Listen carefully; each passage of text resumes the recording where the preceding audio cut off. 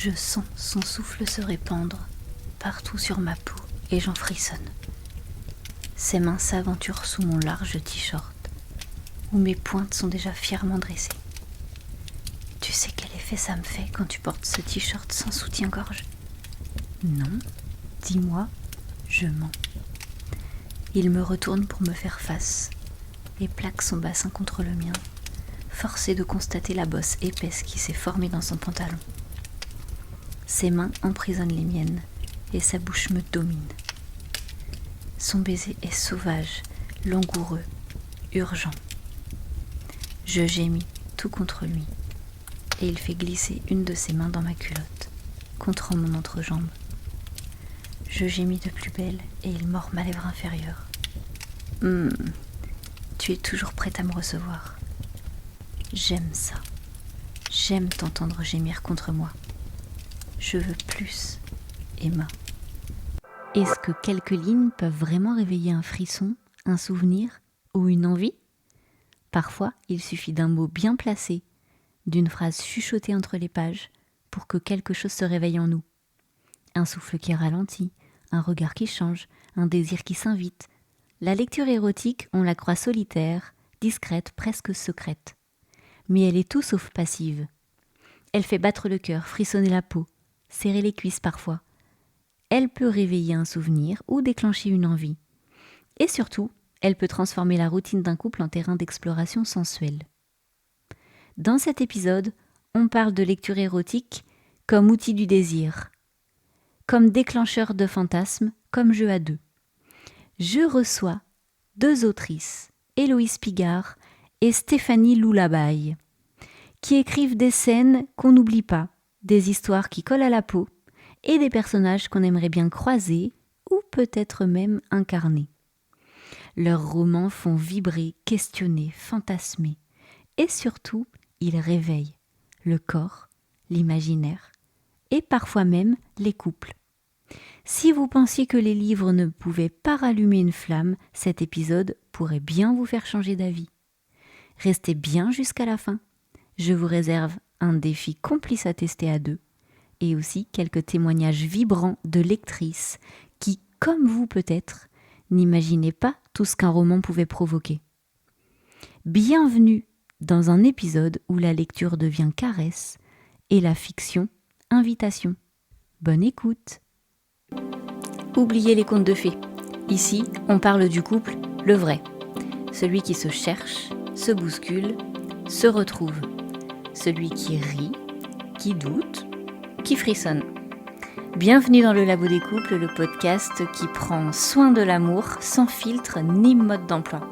À chaque épisode, on explore ce qui fait tenir un couple, les petits gestes, les grandes questions et les vraies discussions. Que vous soyez ensemble depuis 2 mois ou 20 ans, que vous aimiez au féminin, au masculin ou entre les lignes, ce podcast est pour vous. Installez-vous et entrez dans le labo.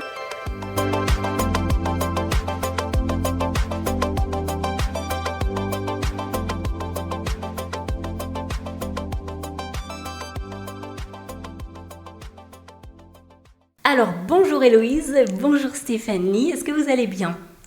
Ça va bien et toi ? Ça va bien, merci. Est-ce que le micro ça va ? Un tout petit peu le micro peut-être parce que je vois que c'est pas centré. Hop, voilà. Super. Alors, pour la petite histoire, donc nous Héloïse, on s'était déjà vus il y a quelques semaines. On a déjà enregistré un épisode et puis j'ai entendu parler de Stéphanie, tout par hasard, comme ça. Et finalement, je me suis dit, mais en fait, c'est complètement absurde d'avoir invité que Héloïse. Bon, sachant que je ne te connaissais pas à l'époque, mais oui. Je me suis dit, franchement, ça serait super de confronter, ou en tout cas d'associer 2 points de vue. Vous êtes toutes les 2 romancières. Est-ce que vous pouvez nous expliquer un petit peu ce que vous écrivez ? J'écris de la romance lesbienne. Lesbienne, ok. Et Héloïse ? Voilà. Alors, hétéro. Hétéro. Donc de la romance également. Ouais, romance érotique. Romance érotique, hétéro. Ok, super. Donc c'est pour ça que je trouvais que c'était très très intéressant en fait de vous avoir toutes les 2 en même temps sur le même micro. Mais complètement. Chouette. Alors, moi, j'ai une question pour vous permettre de vous présenter peut-être un petit peu de façon différente. Si vous étiez des personnages dans l'un de vos propres romans, comment l'auteur vous décrirait-il ou elle dans les premières lignes du roman? C'est une sacrée question. C'est dur. Ouais. C'est une sacrée question. Je pense qu'elle me décrirait quand je connais pas trop l'environnement et la personne, un peu réservée, un peu timide. D'accord. Mais une fois que je me sens à l'aise et en sécurité, beaucoup plus joviale, solaire, rigolote. Voilà. Ok. Ouais, on se ressemble pas mal parce que j'ai vraiment tendance à observer, il me faut un temps d'observation. Et après, ça peut vite se partir en cacahuète. Ouais. D'accord, donc finalement, côté assez des gens similaire. Ouais. Ça a l'air, ouais. Est-ce que vous pouvez nous raconter brièvement, en 2 mots, votre parcours personnel, professionnel, pour qu'on voit un petit peu qui vous êtes un peu plus? Vas-y, si tu veux. Je commence. Vas-y. Parcours professionnel personnel. Alors moi, j'étais pas du tout destinée à faire ça. J'ai fait 5 ans d'études dans le notariat, que j'ai quitté ensuite comme profession. Là où je suis dans la fonction publique territoriale. Je ne vis pas du tout de mes romans. D'accord. C'est vraiment pour le plaisir. Okay. À la base, c'était pour mes sœurs et mes copines. Ok. Et voilà, après je suis madame tout le monde. J'ai une vie très très tranquille, très très simple et ça me va très bien. Ok, super. Et Stéphanie? Et moi je travaille, on est à Niort, siège des mutuelles, je travaille à la Maïf. Ok. Très original. Pas trop. Moi je suis mon rôle là-bas, j'ai un peu le rôle de Père Noël, je rembourse les sociétaires quand ils ont trop payé. D'accord. En général on aime bien. Ok. Et puis pareil, j'étais pas destinée à écrire non plus, enfin quoi que j'écris, on en reparlera peut-être plus tard, mais depuis petite, mais voilà, je pensais pas un jour être publiée. Mais en tout cas, côté perso, un peu comme toi, madame tout le monde, par contre, j'ai une vie. Si je connais Marie, je ne sais pas si je peux parler. Tu connais Marie du précédent. Oui, je connais Marie du précédent. Épisode, voilà, on oui. se ressemble beaucoup pour notre côté un peu hyperactivité. D'accord. Dans associatif et tout ça, mais voilà, une vie un peu quand même tranquille quand même personnellement. Donc tu fais aussi partie d'associations, tu n'arrêtes pas beaucoup non plus? Non, je n'arrêtais pas beaucoup jusqu'à cet été où je me suis dit ok, on va faire une petite pause parce que c'est bien de se poser un peu de temps en temps. Mais oui, je suis bénévole dans beaucoup d'associations. D'accord. Ouais. Ok, super. Alors, si on en revient à l'écriture, une question que j'aimerais beaucoup vous poser, est-ce que c'est la même chose d'écrire de la romance érotique hétéro ou de la romance érotique gay? Je sais pas. Moi non plus. J'allais dire la même chose. Je sais pas. Alors, pourquoi vous avez choisi ces orientations sexuelles de chacun de vos personnages? C'est bien de savoir de quoi on parle. D'accord. Voilà. Donc pour ma part, moi je suis hétérosexuelle. Je ne me vois pas écrire une romance gay entre femmes ou entre hommes, sachant que je n'ai aucune expérience. Voilà, je ne pourrais pas du tout parler du sujet en connaissance de cause. Ok, est-ce que tu as déjà lu des œuvres romancées de gays, de lesbiens ou de... J'ai vu un extrait dans le tome 1 d'une œuvre de Morgane Moncombe, où c'est 2 hommes. Oui. C'était pas dérangeant du tout. J'ai découvert ça. D'accord. Après, je n'ai pas lu d'œuvre entière qui parlait d'une romance entre hommes ou d'une romance entre femmes. D'accord. Mais pourquoi pas? Oui, ok. Je suis curieuse de voir. Ok, d'accord. Et donc Et moi, j'écris de la romance lesbienne parce que je suis lesbienne. Ok. Et exactement pour la même raison, je ne me verrais pas écrire de l'hétéro parce que c'est pas un sujet qui me concerne. Oui. Autant que je ne me verrais pas écrire de la romance gay entre hommes parce que je ne me verrais pas parler d'un sujet que je ne connais pas et ne maîtrise pas, on va dire. Ok. En revanche, est-ce que tu en as lu ? J'ai lu toutes les 50 nuances de Grey. Ouais, ok. Et je crois que c'est à peu près tout, mais je pense que ce sont les plus connus, on va dire. Est-ce que c'est parce qu'on a une orientation sexuelle bien déterminée qu'on s'oriente naturellement vers de la lecture similaire ou... Est-ce que par exemple... alors Héloïse, tu disais que ça te dérangerait absolument pas de lire une œuvre gay. Ouais. Est-ce que du coup c'est très différent à votre avis ? Qu'est-ce qui pourrait être différent entre 2 hommes, 2 femmes ou un homme et une femme? Qu'est-ce qui pourrait changer? Je pense que c'est seulement le ressenti du lecteur, en fait. Je sais pas comment exprimer ça, mais il n'y a rien de vraiment différent. Ça reste de l'érotique. La seule chose qui diffère, c'est la manière dont c'est perçu, la manière dont c'est ressenti. Il n'y a que le lecteur qui peut faire la différence. D'accord, donc on est d'accord que notre orientation sexuelle ne détermine pas forcément ce qu'on a...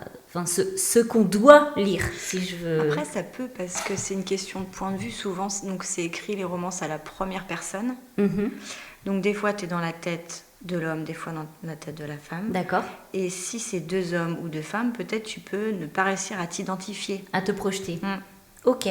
Donc, je pense. D'accord, mais c'est très intéressant. Du coup, toi, tu penses naturellement que c'est peut-être plus simple quand on est hétéro de lire un roman hétéro et quand on est homo de lire un roman homo. Oui, mais après, tout dépend des personnes. Enfin, moi, ça me dérangerait pas. Ok. Donc, c'est juste pour aider nos auditeurs à se diriger vers ce qui pourrait peut-être leur convenir. Il faut explorer, en fait. Je pense qu'il faut être curieux et il faut tester.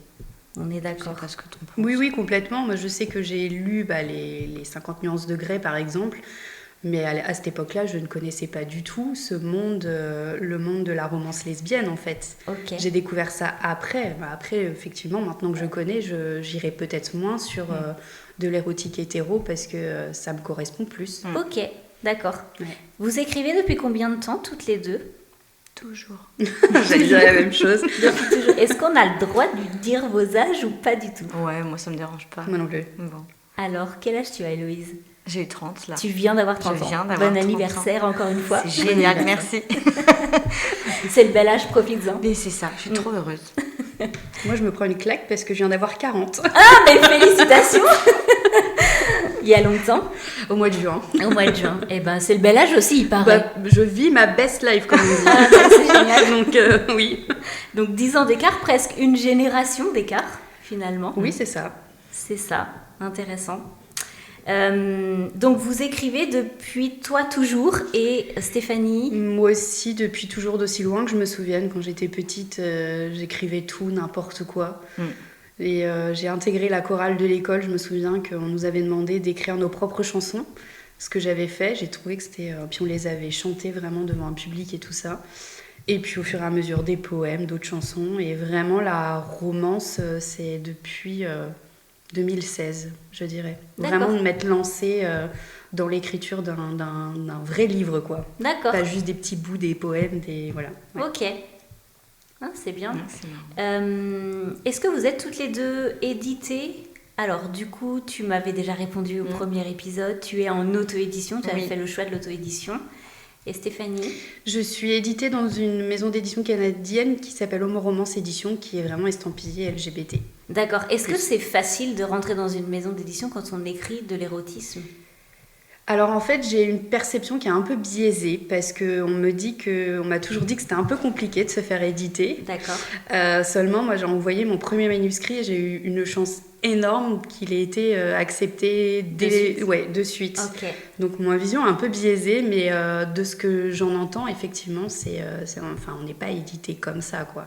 D'accord. Je sais que dans ma maison d'édition, il y a un comité de lecture, il y a vraiment plusieurs lecteurs, lectrices qui vont noter chaque manuscrit et puis la maison d'édition va valider ou non, selon les retours, la publication. Et donc là, c'est une maison d'édition canadienne, donc du coup, ils traduisent aussi? C'est vendu dans d'autres langues, ton roman? Non. Allez, ils sont au Québec, donc c'est français. D'accord. Elles sont, pardon. Ok. Ah, elles sont. Oui. Okay. Elles sont. Donc elles éditent que de l'érotisme gay ou pas? Elles font lesbien entre femmes et entre hommes, et c'est ce qu'on se disait un petit peu tout à l'heure avant que ça commence. Il y a beaucoup plus de lesbiens que de gays. D'accord. Il y a beaucoup plus de sorties entre femmes. D'accord. Ouais.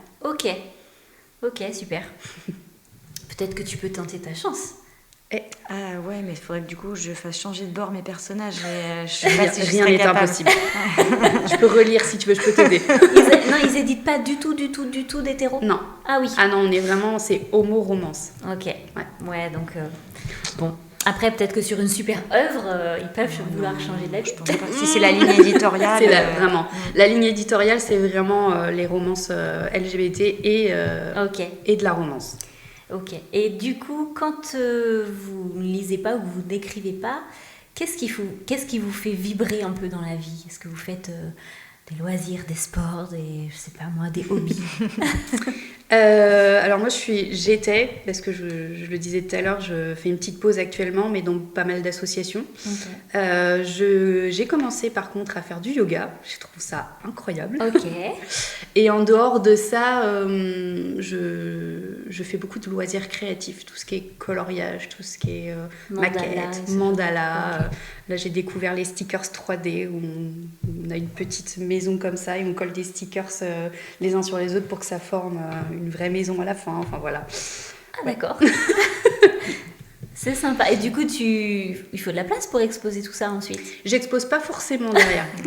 Non, mais même chez toi? Ouais, non, tu caches quand même? Non, c'est que je les garde pas forcément. Ok. Non, même mes dessins, mes coloriages et tout ça, je garde pas. Je suis pas quelqu'un qui stocke. Tu es un matérialiste? Non, oui. Ah d'accord. J'en ai juste, je sais pas si vous connaissez les book nude.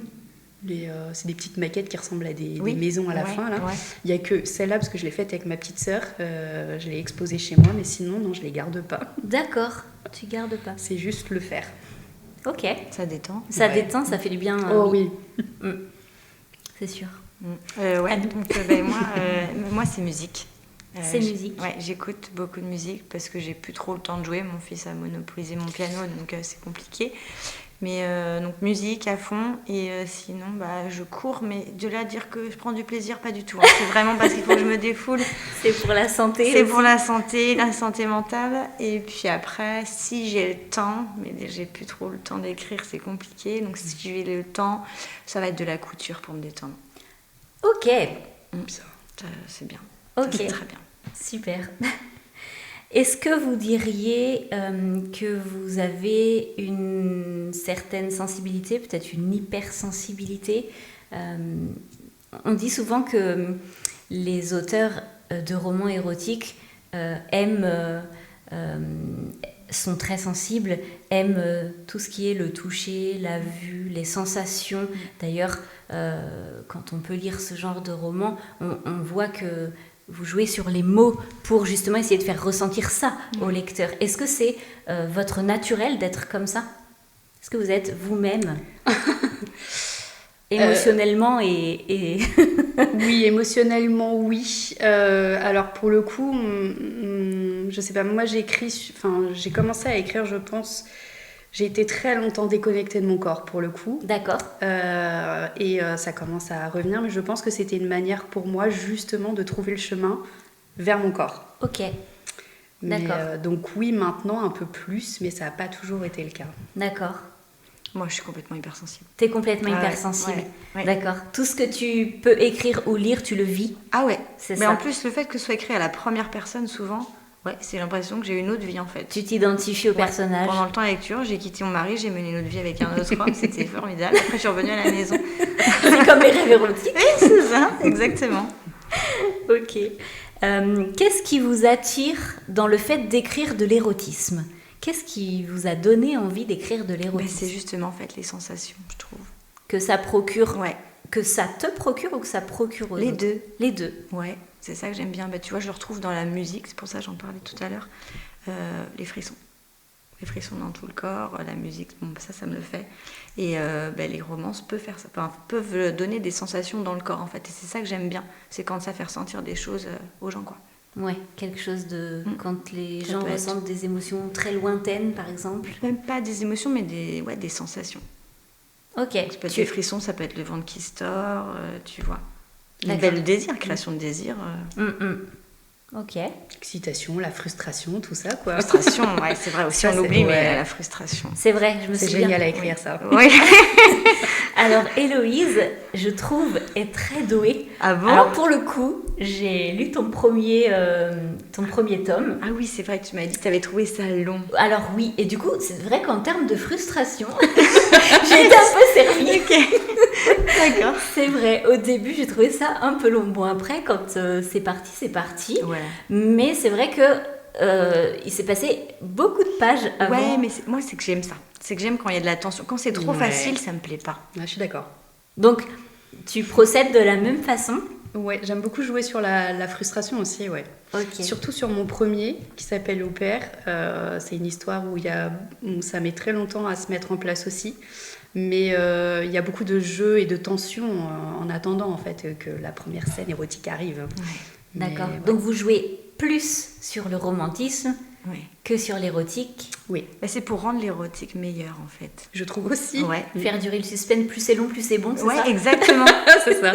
Ouais, c'est vraiment ça. D'accord. Ok. Vous aimez avoir les retours de vos proches? Ah oui. Même des gens, les lecteurs, j'essaie tout le temps de demander est-ce que t'as aimé, est-ce que t'as pas aimé, pourquoi, quel est ton personnage préféré, quel est celui que t'as détesté. J'adore. D'accord. Et vous n'avez pas, de coup, toi aussi, tu aimes avoir les retours de Oui, tes proches? oui. Et, je demande à chaque fois quand on me dit je l'ai lu, alors qu'est-ce que t'en as pensé? Et vous n'avez pas appréhendé le premier tome, votre premier roman, quand il est sorti, vous n'avez pas appréhendé les regards des autres et surtout des plus proches? Non, parce que mes proches le savaient déjà. En fait, avant d'envoyer à Homo Romance, justement, mon premier manuscrit, moi j'écrivais déjà sur d'une plateforme qui s'appelle Fanfiction. Ok. Et on prend des personnages d'une série qui existe déjà et on remanie un petit peu. Ça me parle, ouais. Ouais. Et j'écrivais beaucoup sur la série Once Upon a Time. Je ne sais Ok. pas si vous connaissez, je suis très fan de cette série. Et du coup, tous mes proches savaient déjà que j'écrivais sur cette plateforme où on peut lire gratuitement des histoires. Voilà. Ok. Donc quand quand mon premier roman est sorti, en fait, tout le monde le savait déjà que D'accord. j'écrivais. Et puis, j'appréhendais pas parce que quelque part... je sais pas si je peux le dire comme ça, mais je m'en fiche un peu. N'hésite pas, oui, bah non, mais il n'y a pas de souci. si Moi, tu t'en fiches, j'écris c'est pour clair. me faire du bien, donc après, je suis contente si ça leur plaît, si ça leur plaît pas, bah tant pis. D'accord. Voilà. Oui, mais après, c'est très bien. Ouais. C'est très très bien. Moi, je l'aurais fait à l'envers, en fait. En En fait, fait, bien. Alors écoutez bien, c'est très intéressant. Ça a l'air. je voulais en fait, c'est la petite histoire, c'est que j'avais commencé un tout premier roman que j'ai écrit. C'était ma dernière année d'études, mais il n'y avait pas du tout d'érotisme. C'était un truc hyper sage, c'était très long, un peu trop, tu vois, métaphore, beau et tout. Non, j'aimais pas trop. Bref, avec le recul, j'ai dit non, j'aime les romances érotiques. En fait, je vais essayer d'en écrire une. Donc j'en ai écrit une, et j'avais un peu de mal avec le regard que les gens pouvaient avoir après sur moi. Oui. Voilà ce qu'on disait tout à l'heure, enfin, la romance érotique c'est un peu associé à tort au porno, ce qui n'est pas Oui. du tout le cas. D'accord. Et je voulais vraiment un retour objectif de mes proches parce que mes sœurs sont des bonnes lectrices. Elles avaient lu mon premier roman qui n'est jamais sorti et qui sortira jamais en me disant c'est super, mais j'ai dit non, mais c'était pas ouf en fait, ils ne sont pas très objectifs. Du coup, quand j'ai fini l'écriture de mon tome 1, j'ai fait une fausse couverture avec un faux nom. J'ai fait un faux remerciement à la fin, une fausse dédicace au début, faux nom, faux titre et tout. J'ai fait une couverture comme si c'était un truc qui était vendu en librairie et tout. Ok. Et je leur ai envoyé parce qu'en fait, on lit des romances érotiques toutes les trois. Et j'ai des amis aussi qui en lisent. Et on se dit, ah mais tiens, j'ai lu ça, faut que tu le lises. On a des petits groupes de lecture, quoi. Et du coup, c'était Catherine Edmond que j'avais choisi comme nom d'auteur. Un truc au pif, quoi. J'ai dit, tiens, regarde, lis ce truc, ça s'appelait Colloque Caleçon. C'est Catherine Edmond et tout. Viens, lis, moi j'ai bien aimé, tu me diras ce que t'en penses et tout. Et donc j'ai fait lire ça à mes sœurs et à mes amis wow. sans dire que c'était moi qui avais écrit. Et alors? Et elles ont kiffé. Ah, bien. Heureusement. Heureusement. Bah, sinon, tu le dis jamais, en fait. Oui, voilà. Vraiment. Ouais, elles étaient fières, après elles étaient émues. Et donc du coup, c'est celles qui m'ont poussée après à aller plus loin. Sinon, peut-être je l'aurais gardé pour moi. Tu leur as dit comment que finalement c'était pas Catherine, je sais pas quoi. En fait, j'ai attendu vraiment le dernier moment qu'elles me disent vraiment ce qu'elles avaient pensé du. J'ai dit, t'as vu ce personnage, c'est un connard, machin. Ok. Je vais dire des gros mots parce que moi je dis des gros mots. Non, mais il n'y a pas d'enfants qui nous écoutent normalement. Je te donne des conseils. Donc oui, j'aurais vraiment tiré les verres du nez. Ouais, t'aimes bien l'histoire. C'est vrai qu'un peu là, il se passe pas trop grand chose. Puis on sait rien sur lui. J'ai un peu, voilà, j'ai gratté un petit peu. T'as tâté le terrain. Et puis elle me dit non mais par contre ouais, j'ai bien aimé machin. Et je dis bon bah écoute en fait c'est moi qui l'ai écrit. Catherine Edmond c'est moi. Quoi? Et alors il y en a qui m'ont pas cru. Oui, voilà, c'est ce que n'importe j'allais quoi. dire. J'ai dit mais si en fait j'ai changé le nom. Voilà. Ok, c'était risqué. Belle stratégie, je trouve. Ouais, mais en même temps, j'aurais voulu savoir. Et j'aime bien savoir quand ça plaît pas et pourquoi. Comme ça, après, tu peux t'améliorer, tu sais ce qui... Tu sais que ça me fait penser à un podcast que j'ai écouté il n'y a pas longtemps où Aurélie Valogne était invitée de ce podcast. Tu connais Aurélie Valogne à ta tête, je vois. Et en fait, elle expliquait que son premier roman qu'elle a écrit il y a 11 ans, je crois, de mémoire, c'était Mémé dans les orties. Ah oui. Et son premier roman, c'est pareil, elle a fait la même chose. Elle l'a fait lire à son père. Non, pas à son père, pardon, je dis n'importe quoi, à son meilleur ami et à son mari, je crois. Et en fait, comme elle était dans une phase dépressive, elle les a pas crus quand ils lui ont dit non mais c'est super. Elle s'est dit qu'il voulait lui remonter le moral et donc elle s'est dit mais non mais je les crois pas, je vais auto-éditer. Elle a balancé en auto-édition et en fait elle en a vendu je sais plus combien, énormément, en tout cas assez pour se permettre de tenter les maisons d'édition et surtout pour avoir des retours de lecteurs qui disaient que c'était super. Oui. Elle a utilisé exactement la même stratégie. Non mais je trouve que ça marche bien. C'est super chouette. C'est super chouette. Qu'est-ce que ça vous apporte en tant que femme d'écrire ? Et peut-être même de lire, d'ailleurs, ce genre d'œuvre. Lire, comme on disait tout à l'heure, ça réveille beaucoup de choses dans le corps, en fait. Surtout ça. Ok. L'écrire, un peu pareil, finalement. Okay. Ouais. Moi, je ressens plus à lire qu'à écrire, par contre. Oui, moi aussi. D'accord. C'est un peu une drogue. Je sais que tu lis beaucoup, Héloïse. Ouais. Toi aussi, tu lis beaucoup, Stéphane ? Je lis, mais très peu de romances, au final. Enfin, j'en lis quelques-unes, mais je lis... Ouais. Alors, qu'est-ce qui t'a donné envie d'écrire de la romance si tu n'en lis que très peu ? Alors, aujourd'hui, j'en lis que très peu. À l'époque, j'en lisais beaucoup plus. Quand j'ai commencé à écrire, je lisais quasiment que ça. J'avais un cercle de lecture qui était très limité. C'était principalement de la romance. Okay. Aujourd'hui, je lis beaucoup plus autre chose. Développement personnel, spiritualité, tout ça. Okay. Et je lis beaucoup moins de la romance. D'accord. Ouais. Ok. Quand vous écrivez, est-ce que vous vous inspirez de vos expériences personnelles ou pas ? Non. Non. Alors, non, pas des expériences, mais ça peut être de choses qu'on m'a racontées. Tu vois, des petits détails. Pas des comment dire, pas l'acte en lui-même, mais ça va être des détails. Ok, donc tu pioches des détails chez chacun. Ouais, des trucs qui vont faire que c'est pas commun. D'accord. Et alors, est-ce que ce que vous écrivez peut vous inspirer dans la vie de tous les jours ? Ou en tout cas dans votre vie de couple peut-être ? Moi c'est l'inverse, c'est ce que je lis qui va m'inspirer pour mon couple. D'accord. Je te regarde. Je ne suis pas en couple. Pas actuellement. Non, je sais bien, mais je dirais que c'est pas non plus ce que j'écris qui m'inspire. D'accord. En tout cas, ce que j'écris est beaucoup inspiré, on va dire, de mes fantasmes, principalement. Okay. Ah oui, aussi, ouais. Mais, toi aussi mais c'est plus la lecture, peut-être aussi. Bon, aujourd'hui, j'en lis moins, mais qui aurait pu m'inspirer, oui. Ok. Et quand vous écrivez des scènes charnelles, pour changer un peu de terme, vous pensez à qui ? Franchement, pour être très honnête, que à mes personnages. Que à tes personnages. Je projette pas du tout sur d'autres personnes. Vous pensez pas à ceux qui pourraient lire vos proches qui vaut mieux pas. Non. Vaut mieux pas d'ailleurs. Sinon, ça bloque tout, je pense. Ouais. Après, je sais pas pour toi, mais moi, mes personnages, ils vivent dans ma tête en fait. Enfin, dans ma tête, ils existent. Donc, quand c'est le moment crucial, j'ai l'impression de regarder un film en fait. Je suis exactement pareil. Et c'est ça. Il y a que eux. C'est pas, on projette pas sur des gens. C'est vraiment nos personnages, la vie de nos personnages. Un roman, vous l'écrivez en à peu près combien de fois ? Combien de fois vous vous y mettez pour faire la première trame ? Je parle de la première trame, pas de la relecture puis de la réécriture, juste la première trame.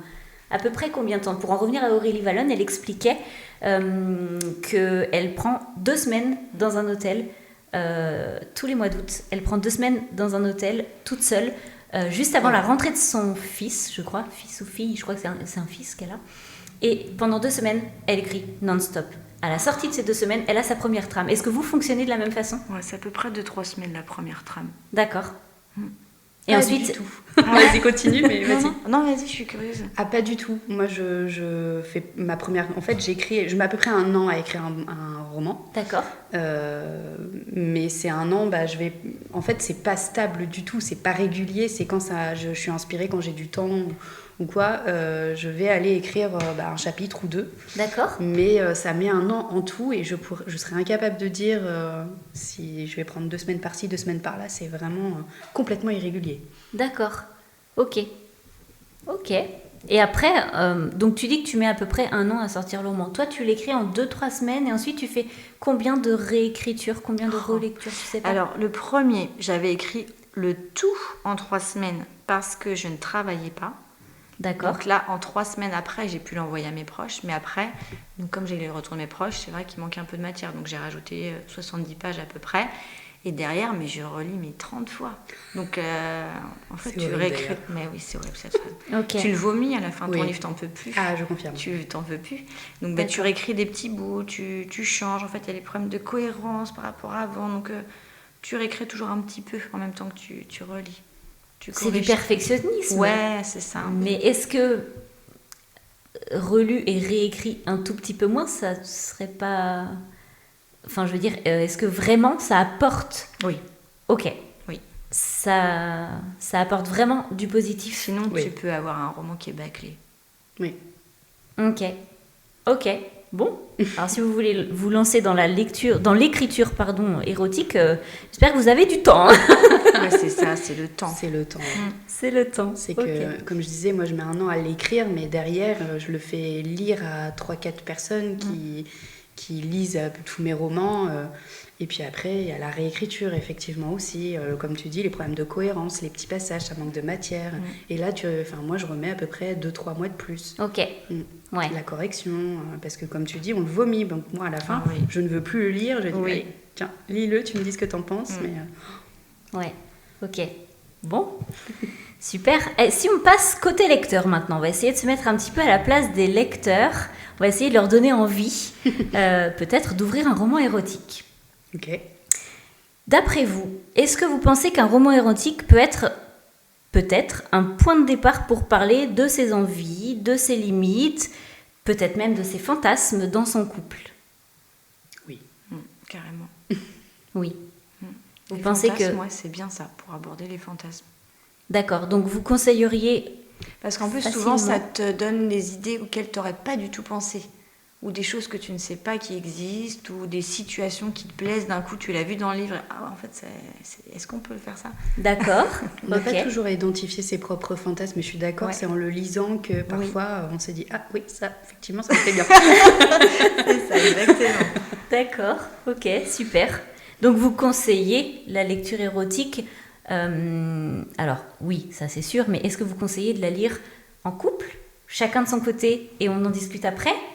Est-ce qu'on lit des livres différents chacun de son côté? Est-ce qu'on lit le même, mais chacun de notre côté? Est-ce qu'on lit le même en couple? Qu'est-ce que vous pouvez conseiller à nos auditeurs, Nos auditeurs. et nos lecteurs peut-être, en tout cas futurs lecteurs ou lectrices? C'est compliqué, mais en tout cas, moi de mon expérience, j'ai un couple d'amis à l'époque hétéro, je précise. Oui, Qui, c'est pas parce qu'on non, est mais, lesbienne qu'on a forcément que des amies lesbiennes. Hein. Ah non, mais c'est, enfin de dire, c'est un couple hétéro qui a lu de la romance lesbienne, tu vois. Ouais, je veux dire. d'accord. Mais ce monsieur qui était mon ami, en fait, m'avait expliqué qu'ils avaient lu à voix haute, c'était une des nouvelles, donc c'est assez court, mais qui avait lu à voix haute une de mes nouvelles et que ça avait été très sympa, ouais. D'accord. Après, il y a quand même un gros fantasme des hommes sur Oui. 2 femmes ensemble. Ouais, complètement. C'est universel, je dirais. C'est vrai. Je pense que enfin, que ce soit dans n'importe quel pays, dans n'importe quelle culture, j'ai l'impression que les hommes fantasment, pas que là-dessus, mais en tout cas... Beaucoup quand même. Beaucoup, c'est incroyable. Oui. Oui, je crois que c'est le fantasme numéro 1 des hommes. Ça m'étonnerait pas. Hein. Non, mais c'est possible. Hein. Est-ce que Faudrait si tu regarder les avais sondages. écrit une romance gay, donc homme, tu penses qu'il aurait lu à voix haute? Non, mais c'est sûr que non. Voilà. Ouais. Mais c'est la seule expérience, oui, dont on m'a parlé, en tout cas, de lecture en couple. Ok. Mais ils avaient apprécié l'idée de le faire ensemble et derrière de parler justement de fantasmes sur 2 femmes.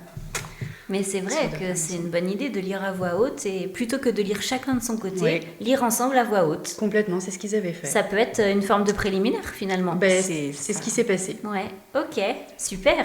J'ai un couple d'amis qui a essayé, j'avais vu l'homme il n'y a pas longtemps, j'étais déjeuné avec lui, il m'a dit on a lu tous les deux ensemble à voix haute, mais on n'a pas eu le temps de finir chacun. Donc on va arrêter de lire ensemble et on va lire chacun.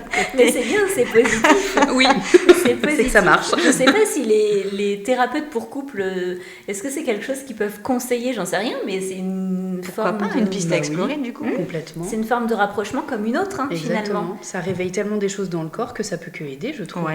hein. C'est sûr. Hein. Est-ce que, quand vous écrivez, est-ce que vous pensez à l'effet que ça pourrait avoir sur un couple réel ?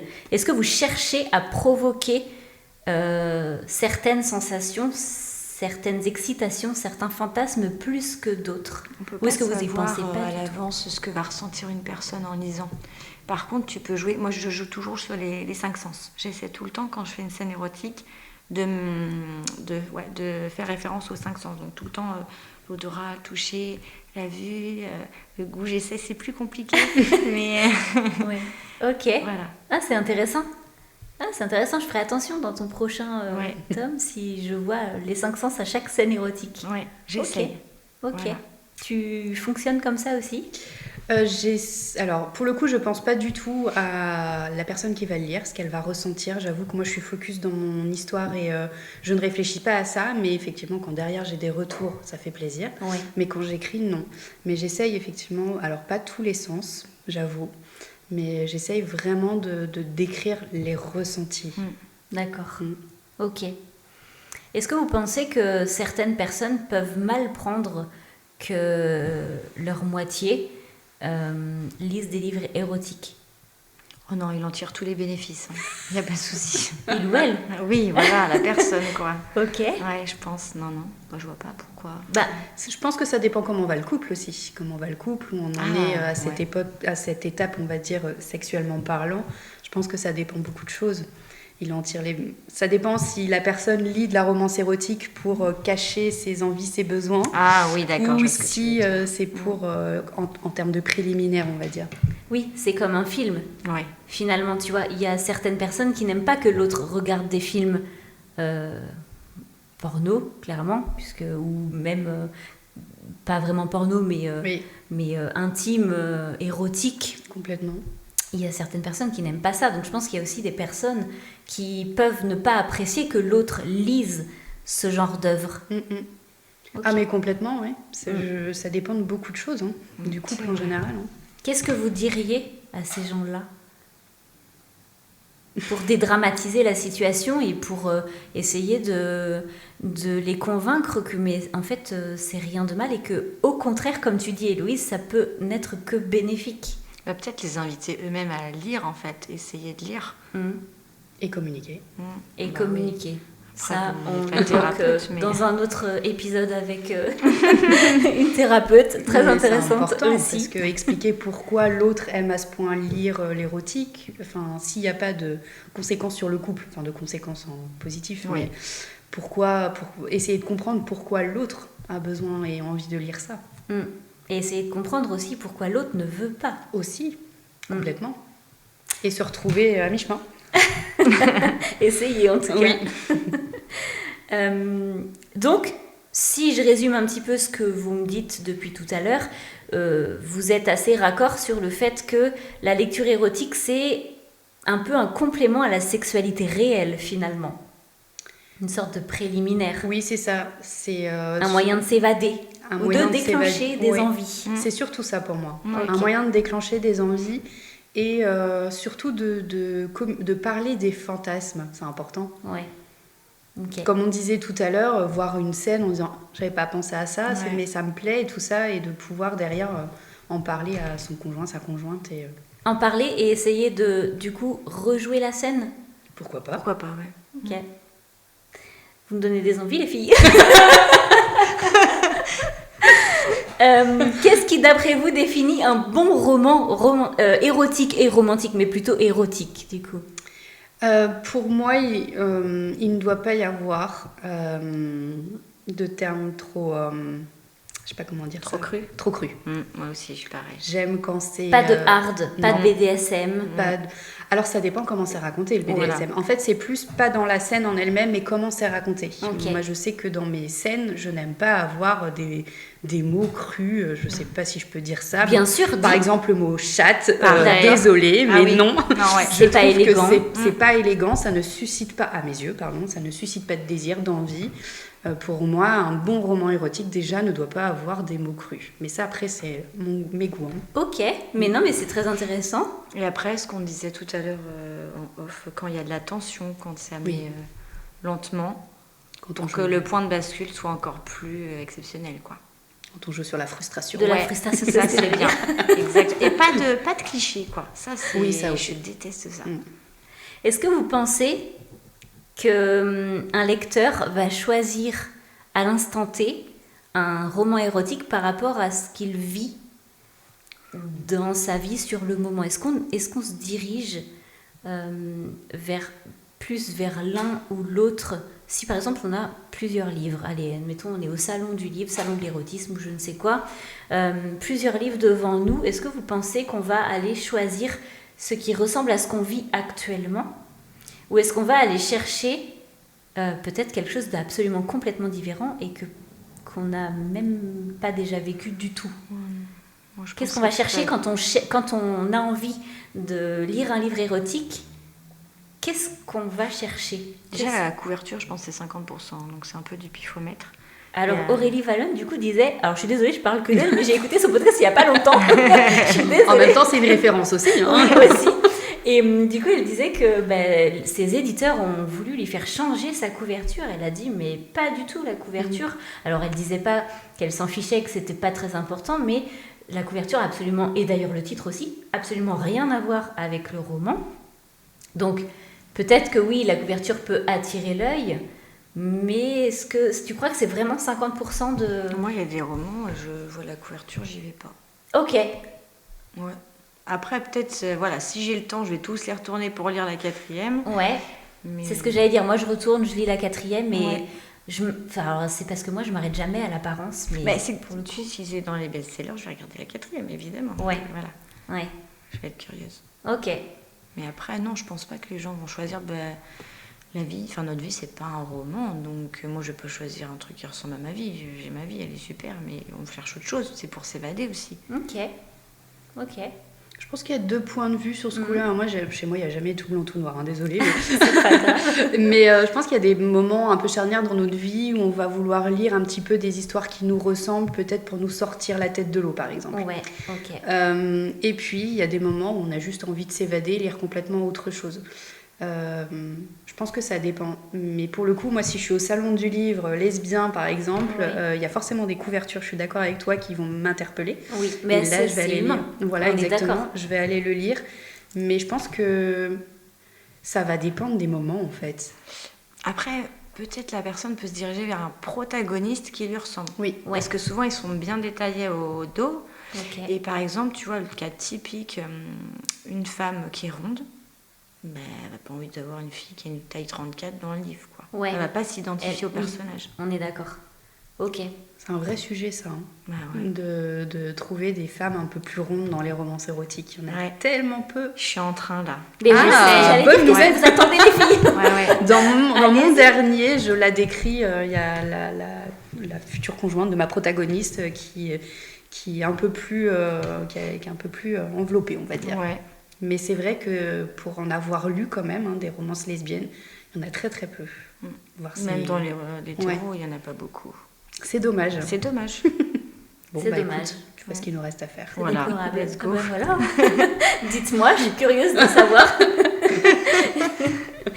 Et selon vous, à quel moment de la vie ou de la journée il est plus agréable de lire un livre érotique? Plutôt le soir, plutôt dans son bain, plutôt la journée, plutôt quoi? Alors Plutôt surtout quoi? pas au travail, Non. je déconseille. Parce que là, la frustration arrive. Non, le Et les soir. joues rouges. Oui. Et après une rupture ou vous conseillez Je ou sais pas? pas, j'ai pas vécu Ça dépend de la rupture. Euh, Ça peut remonter le moral. Non. Moi, pour la rupture, ça a été non. Laissez-moi tranquille avec tout ça.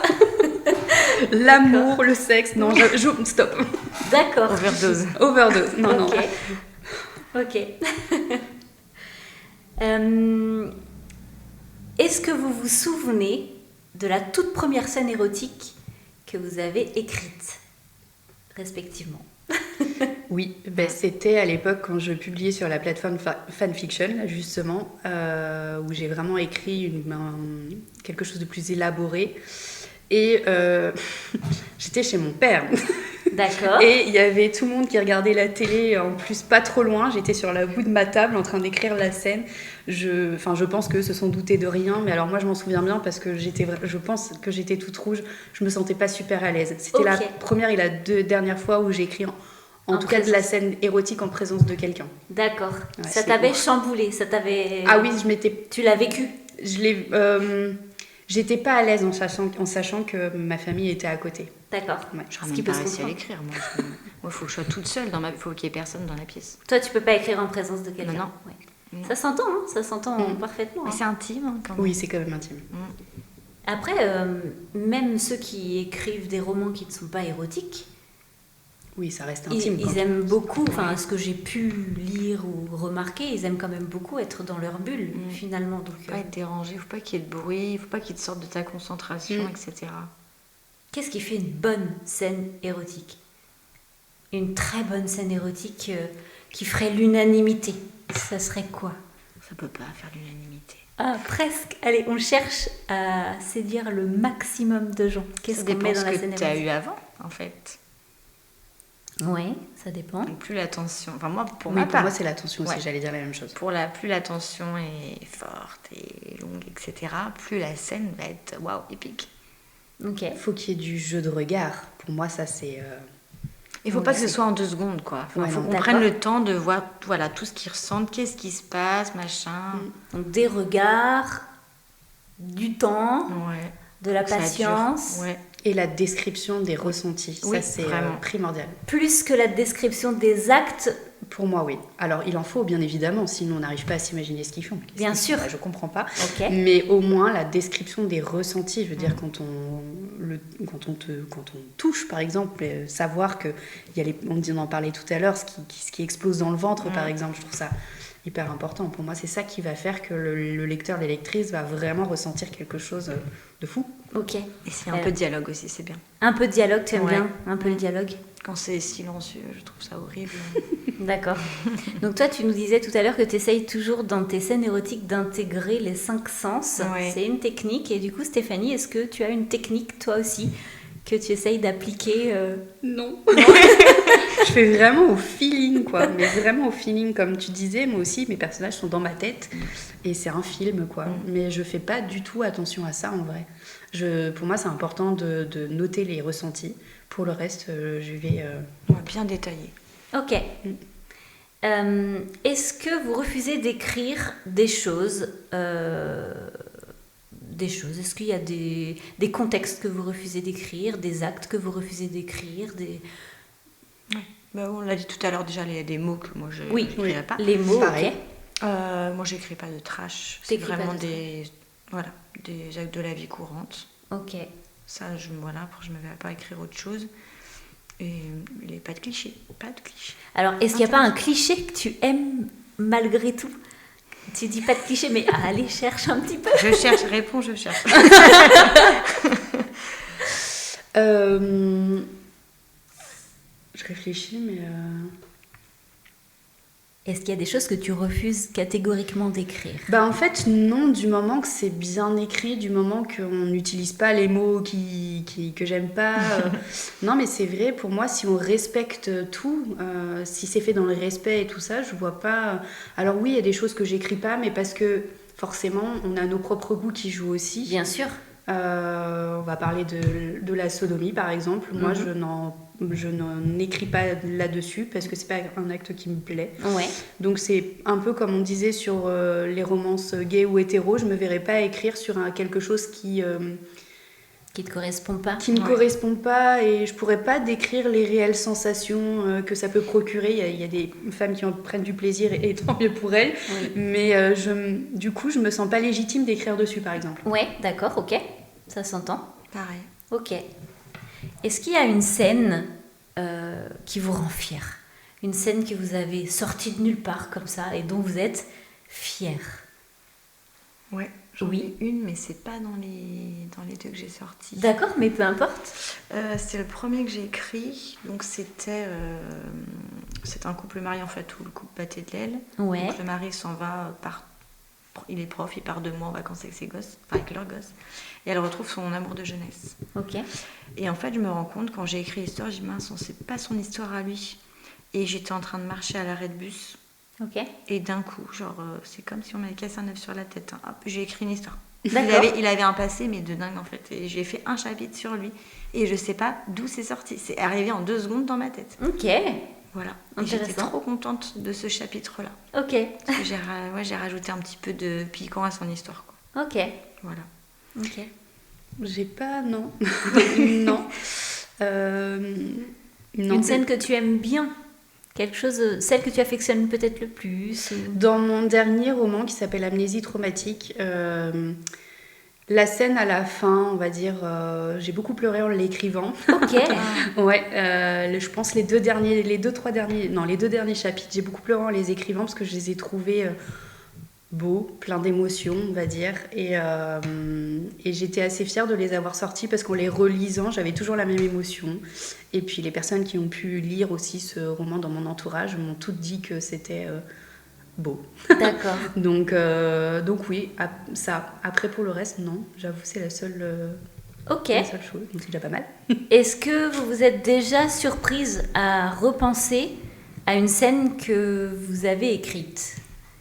Dans un moment de nostalgie, Quand c'est écrit, c'est écrit. Quand c'est Je écrit. suis exactement pareil. Ouais. Une fois que c'est terminé, alors Ouais. le dernier m'a pas mal chamboulé, mais c'est plus pour l'histoire que ça racontait et qui intègre une partie de ma vie à moi.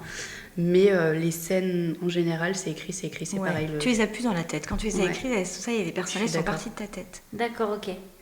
Et du coup, tu disais que tu t'inspires un petit peu de ta vie à toi. Beaucoup. Beaucoup. Dans mon premier roman, il s'appelle Au pair. Je me suis beaucoup inspirée de mon expérience de jeune fille au pair quand j'avais 20 ans. D'accord. Et le dernier, celui du milieu, la liste pas trop, mais le dernier, Amnésie traumatique, qui est vraiment basé sur mon histoire personnelle, que j'ai romancée pour rentrer dans la ligne éditoriale de ma maison d'édition, D'accord. mais qui raconte principalement mon histoire. Oui. Je me base beaucoup autant sur l'érotique, pas trop, D'accord. autant sur l'histoire en elle-même, beaucoup. D'accord, ok. Tu fais signe que oui, Héloïse, c'est Je la mets même des chose. touches de moi, ouais, dans Ouais. des personnages. D'accord. Donc pareil, pas dans l'érotisme, mais dans le tome 1, Emma, qui parle de harcèlement, bon, bah, c'est le mien que j'ai raconté. Le tome 2, Mélodie, la scène du départ, là où elle est à l'hôpital, l'accouchement qui est raconté, c'est le mien, D'accord. clairement. Ok. Ouais, je mets toujours des petits bouts de moi. Ok. Pareil. Super. Dans les podcasts, j'ai pris l'habitude, depuis le début, de faire un petit jeu. C'est jamais le même. Ça dépend de qui j'ai en face de moi.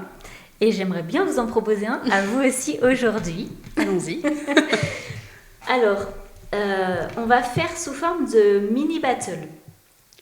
Je vous donne un objet, une ambiance, un mot-clé.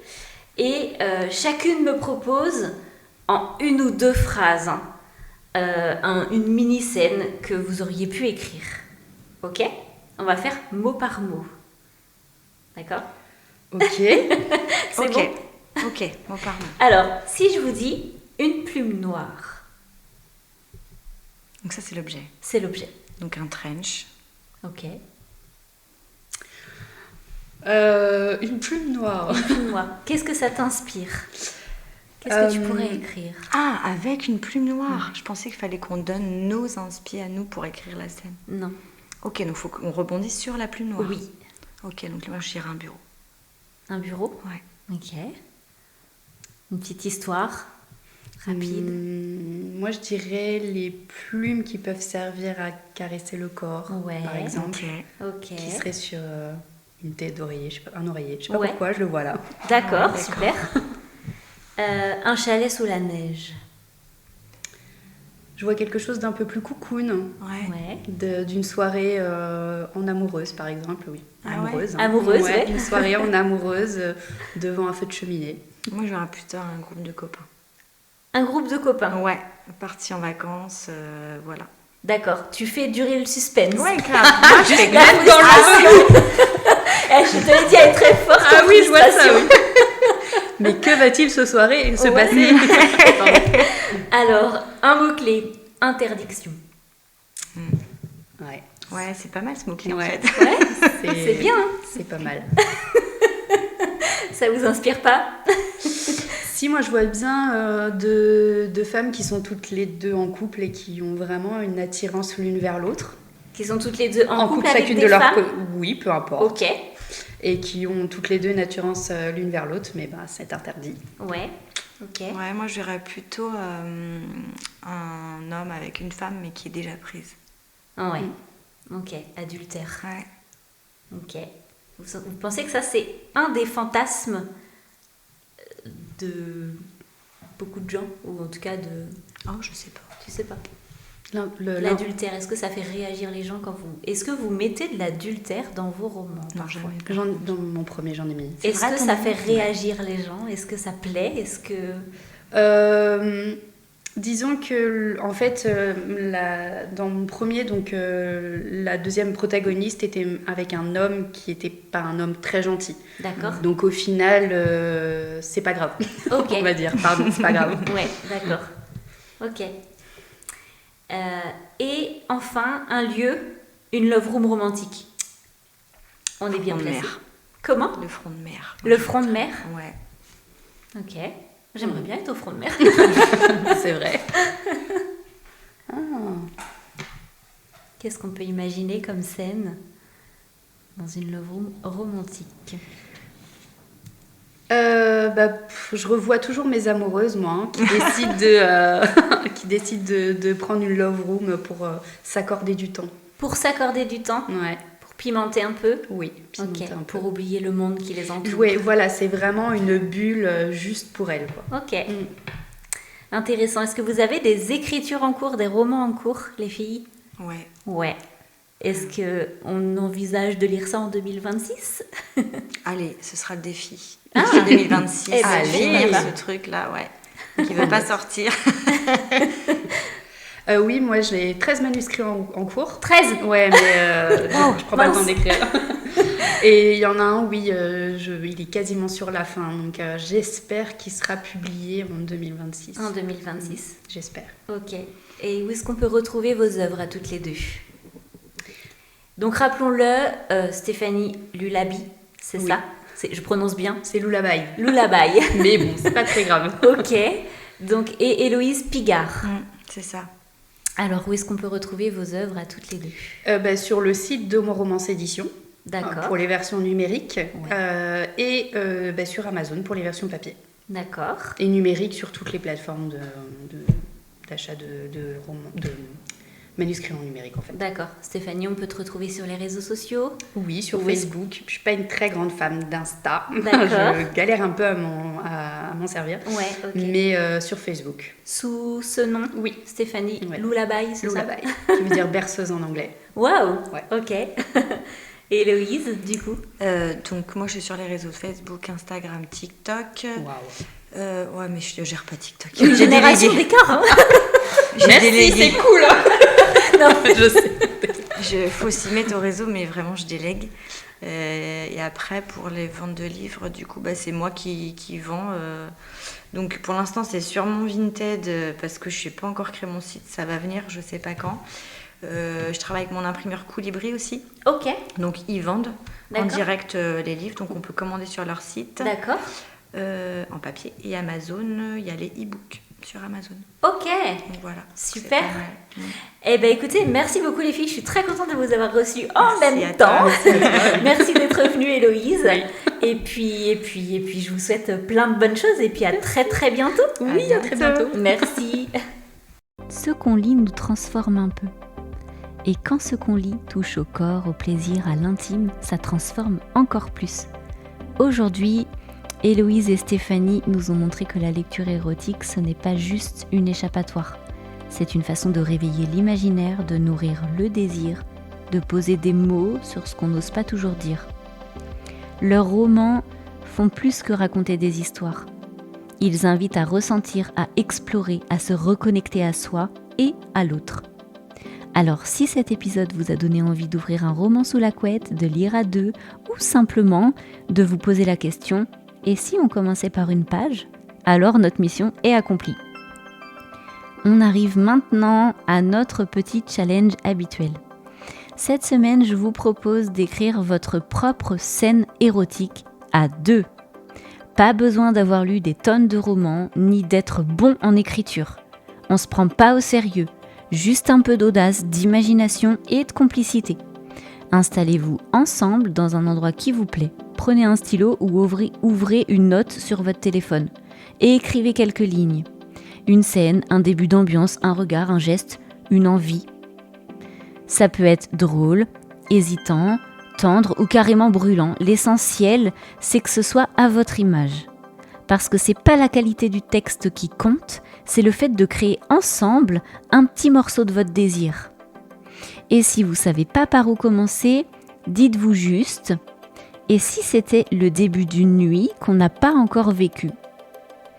Maintenant, avant de refermer cet épisode, j'avais envie de vous laisser avec celles qui lisent.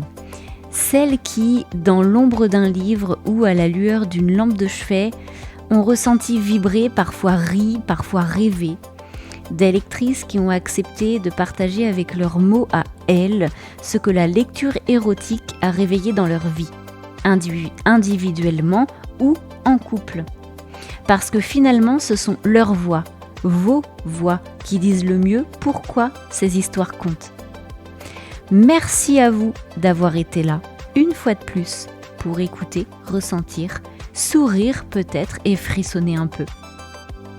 Un grand merci à Stéphanie et Héloïse pour leur disponibilité, leur audace, leur sincérité, leur manière d'assumer le désir avec justesse, humour et liberté.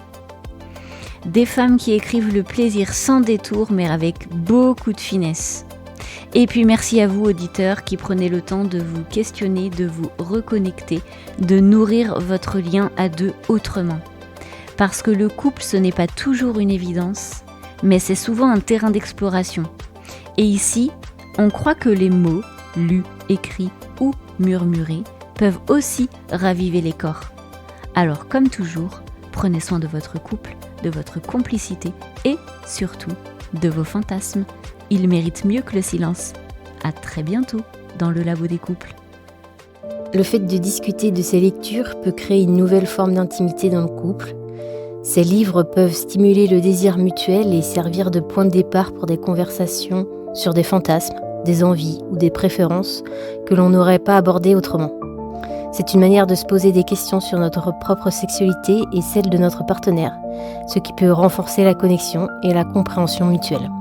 Ça m'a permis d'ouvrir autre chose dans ma vie de couple.